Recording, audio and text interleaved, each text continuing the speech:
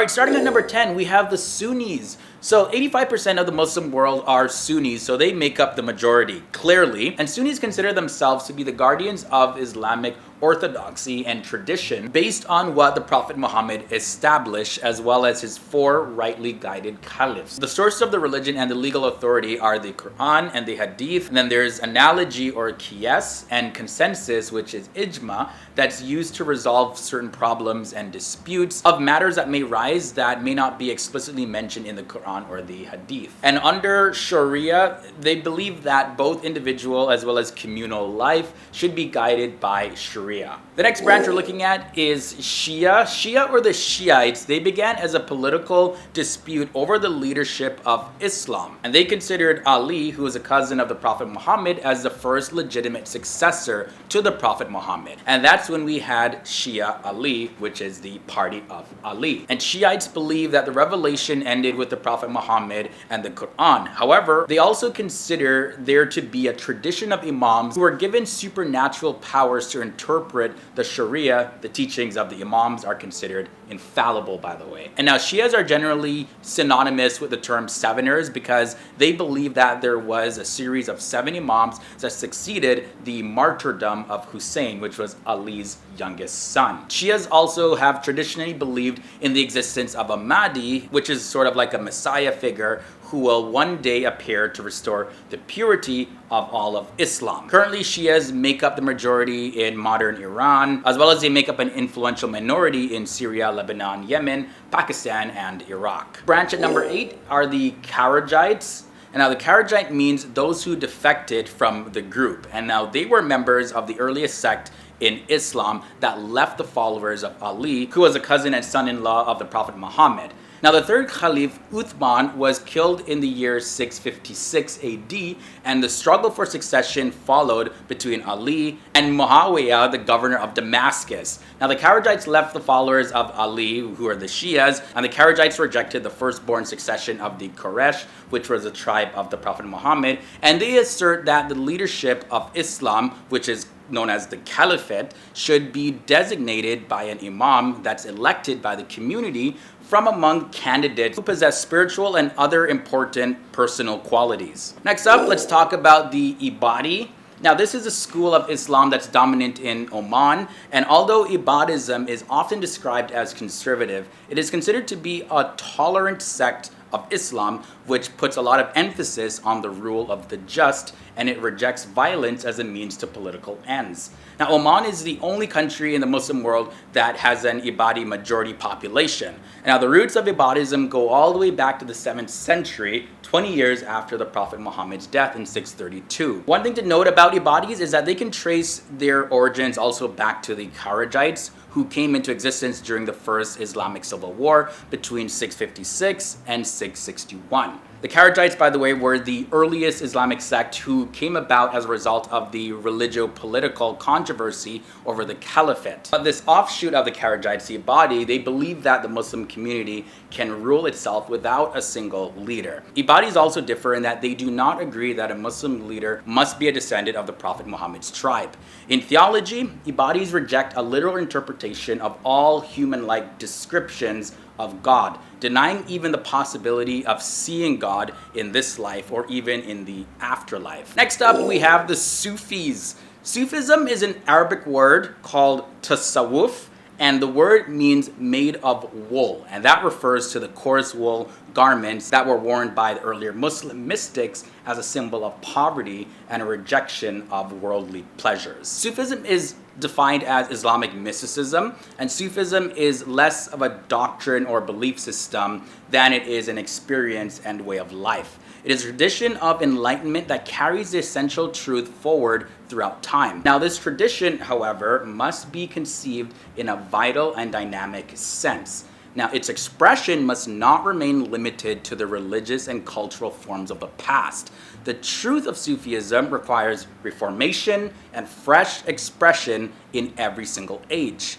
Now, research has shown that only 5% of the total Muslim population in the world follow Sufism. Halfway in at number 5, we have the Ahmadiyya. Now, many Muslims protest that they are not even Muslims at all. But for the sake of this video, I included them because they do identify as Islam. Now, the Ahmadi Muslim Jamaat, or the AMJ, is a growing international revival movement within Islam. It was founded back in the year 1889, and the AMJ is the only Islamic organization to believe that the long-awaited Messiah has actually come in the person of Mirza Ghulam Ahmad, who was born in 1835 and lived up until the year 1908, and he was from Kadian, India. Now, Mirza Ghulam Ahmad claimed to have been divinely appointed as both the promised Mahdi, the guided one, and the Messiah expected by Muslims to appear towards the end of time. Ahmadis believe that God sent Mirza Ghulam Ahmad, like Jesus, to end religious wars, condemn bloodshed, and reinstitute morality, justice, and peace in the world. So with that, followers of Ahmadiyya do not recognize the Prophet Muhammad as the last prophet.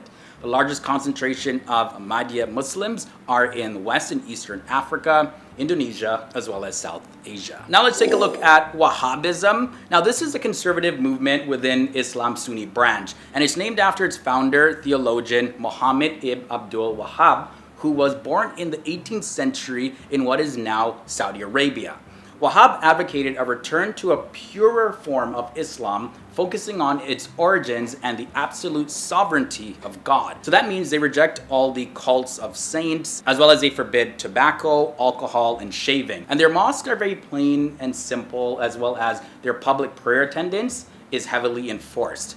Now, the term Wahhabism is often seen as derogatory because followers were first called out by people that didn't agree with them. So many of them prefer to be called Salafis, which is in reference to Salaf, which was the first, second, and third generation of the people that lived at the time of the Prophet Muhammad. Only 3 left, and at number 3 we have Quranism. And the word Quranism describes a branch of Islam where the Quran is accepted as a revelation from God, but the Sunnah of the Prophet Muhammad, as well as the entire collection of the Hadith, are completely rejected. So those who share this belief are known as Quranists, and the doctrine that the Quranists follow states that the message in the Quran is clear and complete, so it can be understood without looking for external references like the Sunnah or the Hadith to clear up any sort of misunderstanding that may be in the Quran. Now, Islamic scholars actually condemn this belief, and they point to the fact that the Quran commands Muslims to follow the example or the Sunnah of the Prophet Muhammad.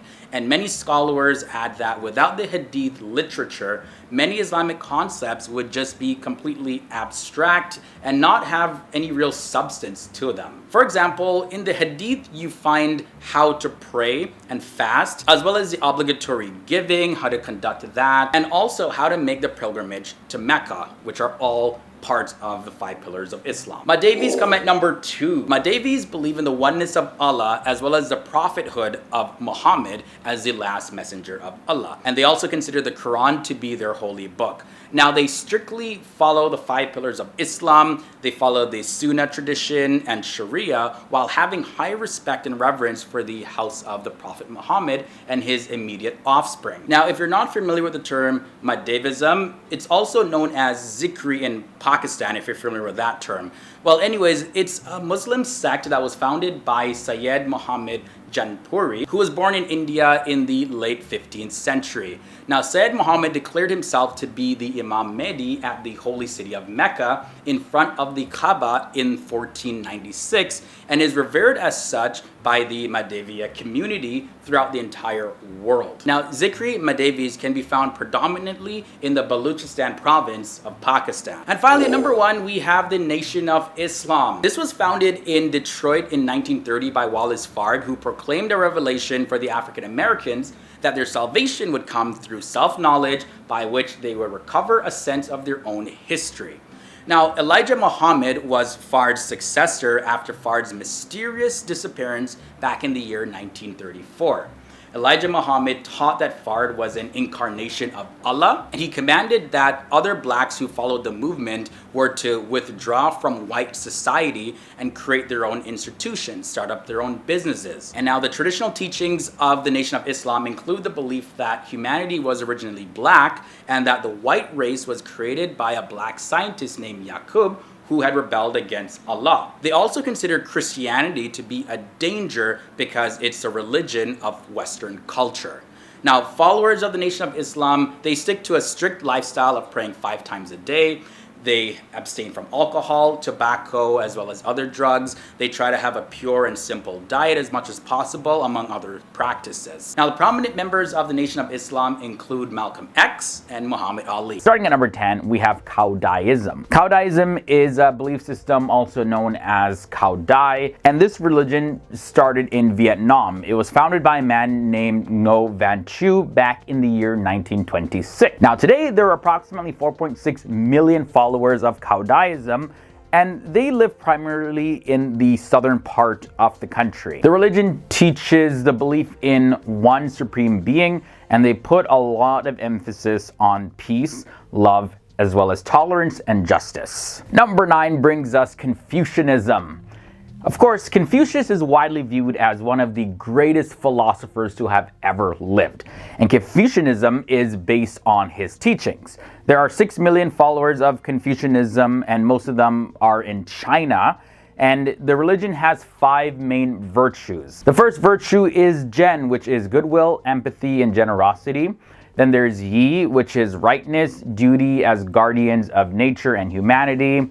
Li is right conduct and propriety, demonstrating your inner attitude with your outward expressions. Then there's Qi, which is wisdom, and Sin, which is faithfulness and trustworthiness. Not to be confused with sin, by the way, in other religions, meaning like evil deeds. No. Number 8 brings us Taoism. Taoism is also known as Taoism, and it started approximately 2,000 years ago in China, and today there are 12 million followers of Taoism in the world.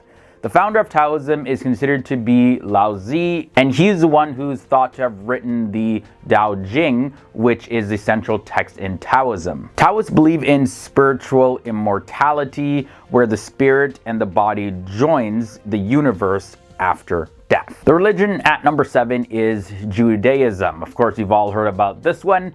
Judaism is the oldest organized Abrahamic religion and is the main religion in the country of Israel. There are approximately 50 million Jews around the world right now, and there are 3 main branches within Judaism. There's the Orthodox branch, the Conservative branch, as well as the Reform branch. Judaism is a monotheistic religion, and monotheistic, by the way, just means there's one God as a primary focus in the religion. And according to Jewish doctrine, Jews are in the world to be witnesses to the claim that there is only one God with whom humans can actually come in contact with. God has chosen Jews as messengers, and they're to share this with the rest of the world. We have Sikhism up next, and Sikhism has about 30 million followers. Most followers reside in the Punjab region in India, and it's one of the younger religions out of the top religions, and it originated in the 15th century, and the followers of Sikhism are known as Sikhs, and there are 3 core beliefs of the Sikh religion. There's meditation upon the devotion to the Creator, truthful living, as well as service to humanity. Sikhs are meant to uphold the values of honesty, compassion, generosity, integrity, and service, as well as spirituality on a daily basis. And that's a huge part of their religion, really just giving back and being of service to people. Halfway in at number 5, we have Shintoism. This is mainly practiced in Japan, and it has an estimated following of about 104 million people. The word Shinto means way of the gods, and the practice dates back to the 8th century. There are more than 80,000 Shinto shrines in Japan alone, and it's well integrated into Japanese society as well as daily life. Another unique aspect of the religion of Shintoism is the fact that the follower doesn't publicly declare their faith. Well, they can publicly declare it, but you don't have to. It's not a requirement. Moving on to the religion at number 4, we have Buddhism. Buddhism is based on the teachings of Siddhartha Gautama, who lived in the 6th century BCE and was born in what is now known as Nepal. Theravada Buddhism as well as Mahayana Buddhism are the 2 main branches. And although Buddhism is generally labeled as a religion, the founder actually said many times that this is not a religion. Like, it's not supposed to be a religion or anything like that. It's simply just a way of life. There's actually no central god or gods in Buddhism, and Siddhartha Gautama Brahma also said that he should never ever be worshipped as a god or a prophet or anything like that. Worldwide, there are over 500 million followers of Buddhism, and Buddhism follows the Wheel of Dharma, which is the eightfold path in life to live a righteous life and attain enlightenment. Number 3 brings us the religion of Hinduism. Hinduism, also, it's kind of hard to classify as a religion, but either way, Hinduism is the 3rd largest religion in the world with 1.2 billion followers. Hinduism's followers believe in many gods or deities, and it's considered a polytheistic religion.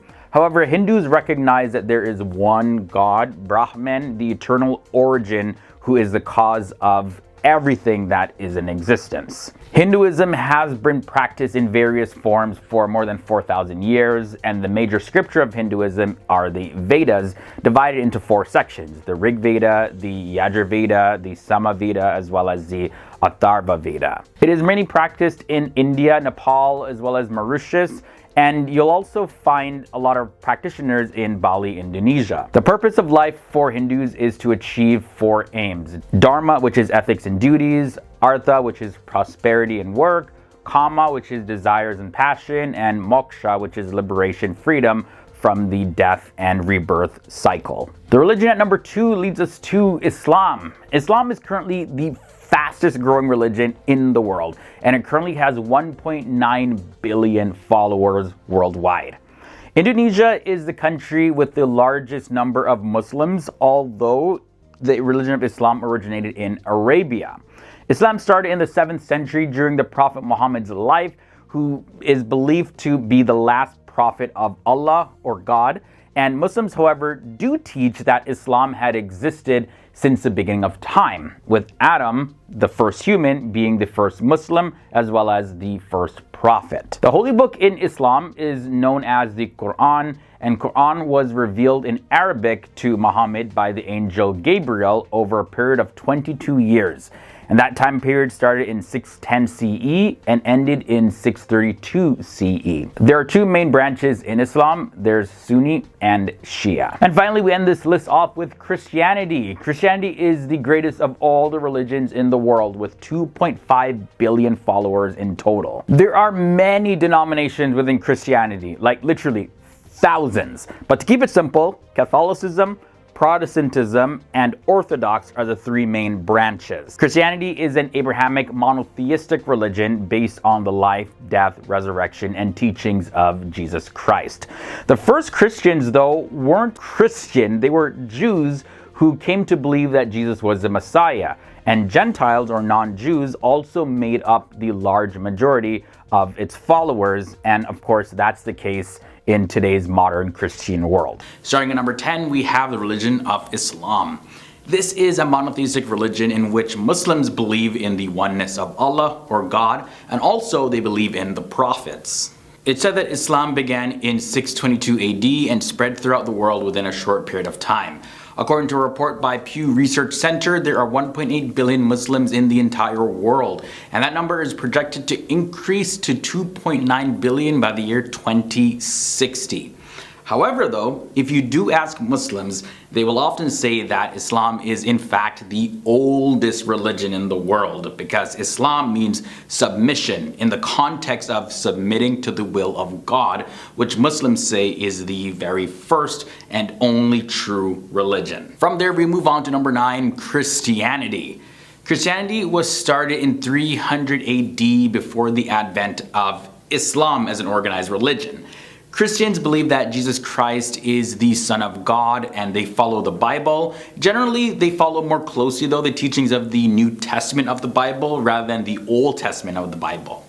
Christianity remains the largest religion in the world, with about 2.3 billion followers worldwide, making up nearly a third of Earth's population. That's a whole lot of people following this religion. But statistics show that the number of Christians in what many consider to be the religion's heartland, the continent of Europe, is actually on a decline. Moving on now to number 8, we have Taoism.